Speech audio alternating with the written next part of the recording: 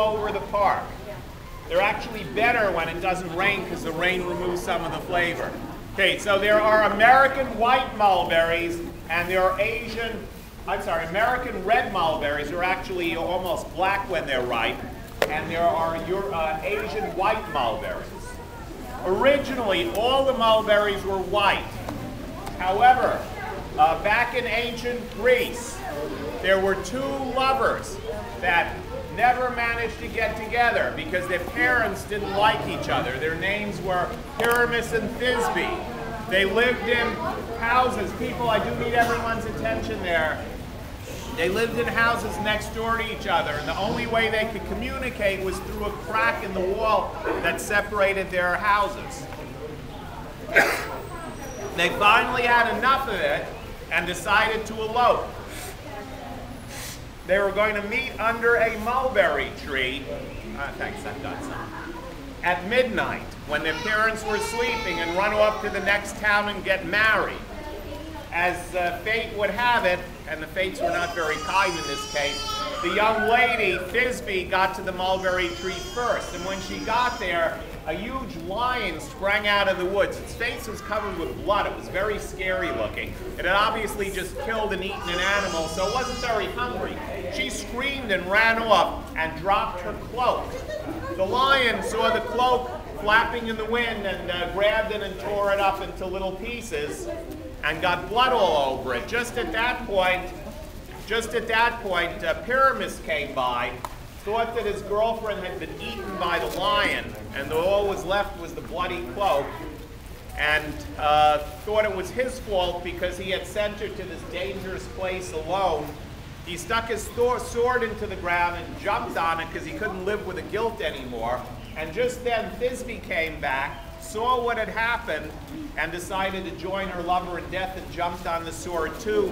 And so much blood spurted out that the mulberries turned red, and that's where we get the red mulberries. This was actually the first love story that was ever written down on paper. It had been part of the oral tradition where storytellers would go from town to town and provide really the only entertainment that people had, playing music, and the stories were said in verse. So they had to stay accurate because otherwise they wouldn't rhyme.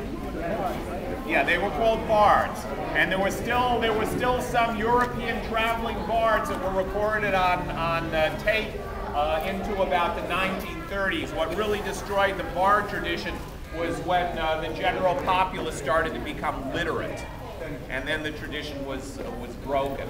Now, the red mulberries are native to America. The white mulberries were brought over from Asia in the 1800s.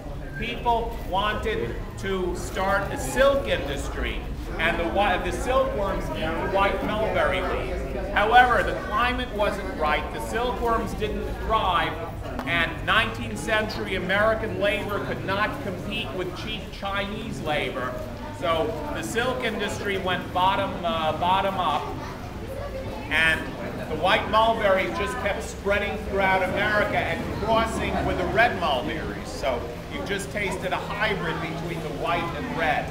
As far as silk is concerned, the Chinese legend is that the Empress Xing Li in ancient times was drinking a cup of hot tea and playing with a cocoon, and she accidentally dropped the cocoon into the tea, and it caused the threads of the cocoon to congeal, and she unraveled them and made the finest fabric ever known, which was silk.